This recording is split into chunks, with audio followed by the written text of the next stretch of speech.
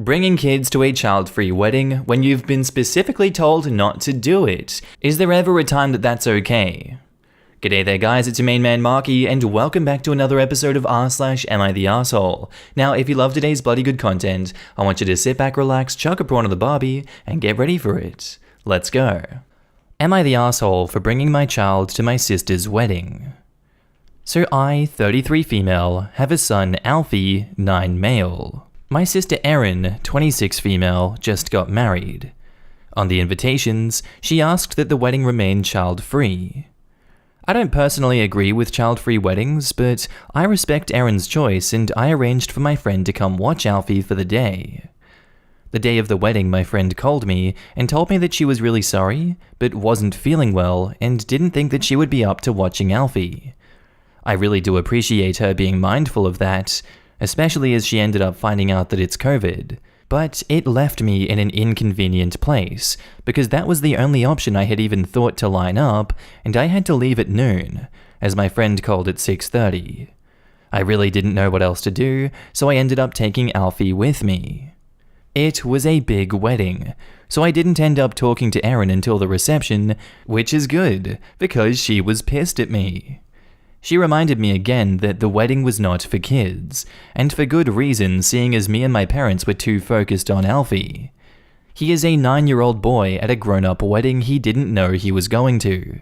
I hardly think it's reasonable for us to not acknowledge him and how well he is doing. I said my sitter fell through, and Erin's husband said, "That's not our problem." She was just not going to drop this regardless of what explanation I gave, so my mum ended up taking Alfie home with her while Dad stayed at the wedding. At that point, the mood had been ruined, and I was honestly just over it all, so I just left. Erin is still claiming that I owe her an apology.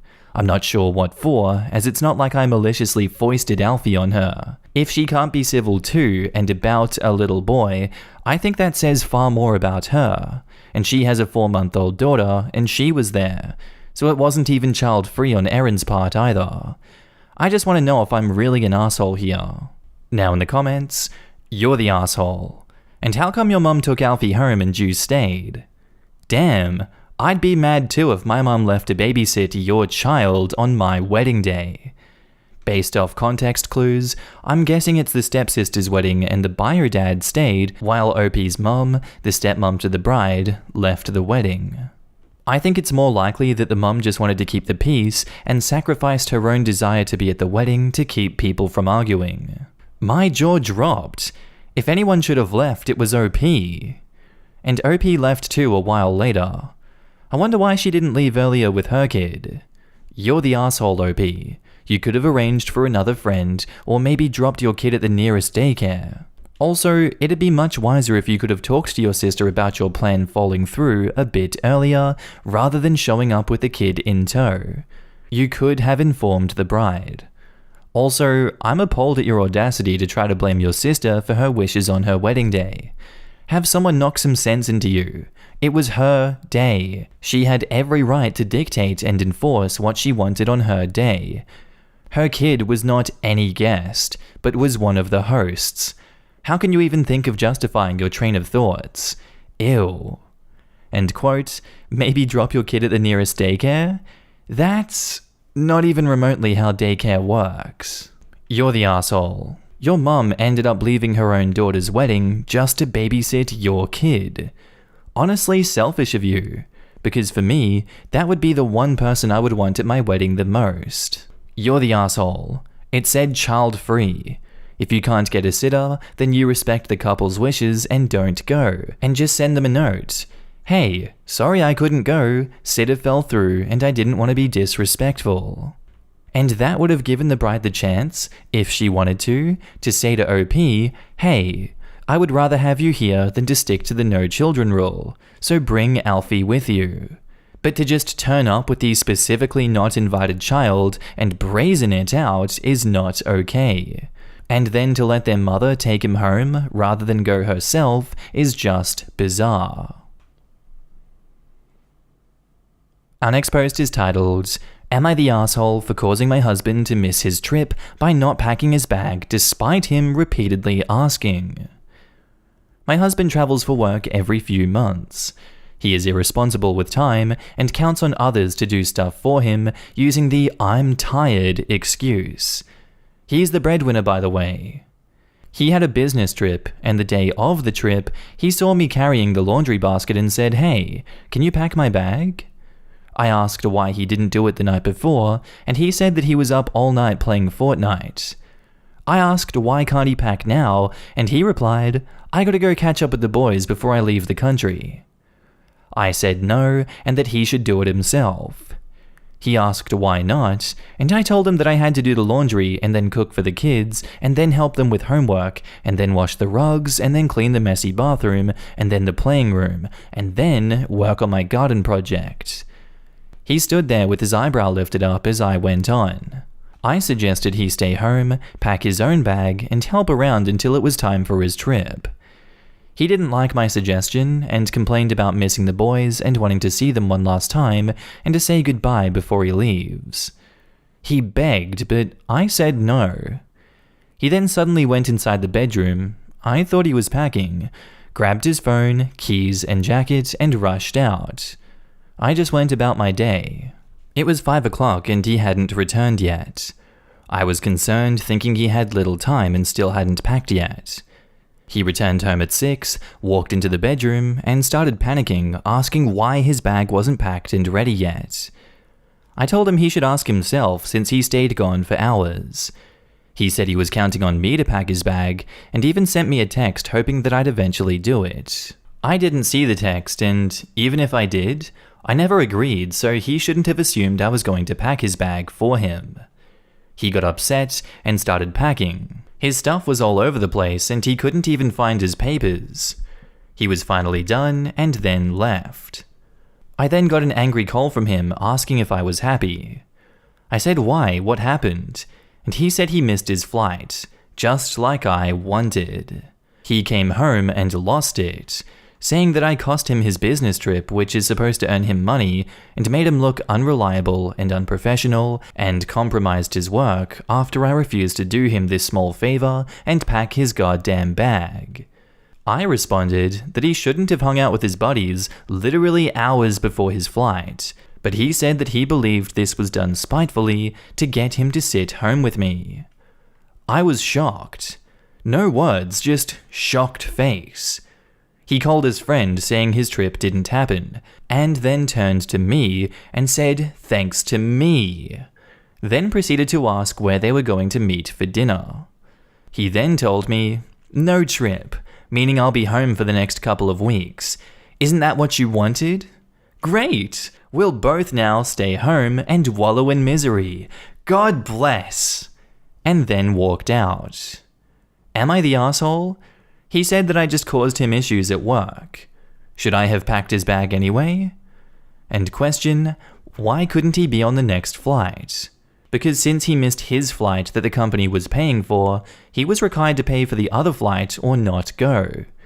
He refused to pay, saying it wasn't his fault anyway, and decided to not go. Now in the comments, quote, "Am I the asshole? Should I have packed his bag anyway?" No. But you should be packing his bags now. Tell him he can come home once he starts acting like an adult and showing you some respect. Seriously, not the asshole. I would consider counseling. Even if the rest of your relationship is sound, he's got a weird attitude and entitlement, which would be better for everyone if he worked on. Not the asshole. When he said that he'll miss the boys, I thought he meant your kids. When I learned that they were his friends, I was stunned. He prioritized a gathering with his friends over packing for his trip. He didn't need so much time with them. He can't blame you for that. You do a plethora of chores around the house, and he expected you to pack his suitcase for him? It is plain entitlement. You clarified to him that you aren't going to do that, but he didn't pack it anyway. I was like, surely OP can pack the bags instead of doing a gardening project so he can spend time with his kids. But no. Her husband was being an adult baby. He doesn't want to be at home, which means he's neglecting his kids' emotional needs. No wonder OP is so busy, as well as his marriage. Not the asshole. And he chose Fortnite over packing his bags. OP is entitled to do their gardening project. He chose Fortnite and then a multi-hour hangout with his friends over his job. OP not changing her plan for the days to pack the bags for his trip is reasonable. How long does it really take to pack? He could have hung out with his friends for 3 hours instead of 4. What a child. He's holding the family hostage to get her compliance, or else he will let himself get fired versus being a responsible adult. The refusal to take responsibility is a huge red flag. I'd be worried he might be fired over this. If a task is delegated to his wife, packing for his trip, and not completed, he is responsible. The company hired him, not his wife. That's all on him, and for him not to see that is just astounding, not the asshole. Our next post is titled, "Am I the asshole for not wanting to pay for my coworker's new aquarium?"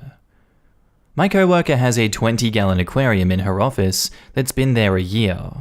It's sitting on a very long shelf. Without thinking, I leaned on the shelf with my full weight while getting something from her desk. I stopped leaning and the shelf shook and the tank fell and shattered all over the floor. She was at lunch when this happened. Some of the text helped me get all her female betas into cups. When she came back from lunch, she freaked out and screamed at me, telling me no one should be in her office to begin with her not being there. 4 of her 7 beta died, and about half her plants. She brought me a receipt this morning saying that I needed to reimburse her. It came out to $250 worth of plants, rocks, and other stuff, which is insane. She also told me that she had ordered $75 of specifically bred female betas from the same breeder that she got her previous fish from. She said sororities are extremely hard to keep, and that I just added stress because now she has to start over. Half of my office says I should not have to pay for it because it was her choice to build it, and the other half says I should. Would I really be the asshole if I refused to pay? She should have had a sign saying don't touch the shelf if it was that flimsy. Now in the comments, you're the asshole. You destroyed her property, killed her fish, and are not taking any responsibility for your F-up. If what she says is true, that you shouldn't have been in her office, add that to the list of other reasons that you're the asshole. If you don't pay, you're going to be that person at work. Is that what you want, especially since it'll be true because you trashed her setup and killed her fish? You're the asshole. You caused the tank to fall. And why were you in her office when she wasn't there? Why the hell are you leaning your full weight against an aquarium in the first place? Yeah, I was reading this part like, who the hell leans on an aquarium, even a little bit? And also, it's not exactly easy to push over a 20-gallon aquarium. This thing is like 250 pounds plus, full of water and gravel and stuff. How did you destroy the whole thing by leaning on it? You're the asshole. So you're telling us that you went into her space and broke her crap, but somehow that's her fault for having her crap in her space. And now back to the post, OP has an update and says, I am aware that I am the asshole, okay? I will be paying for anything and everything that she needs.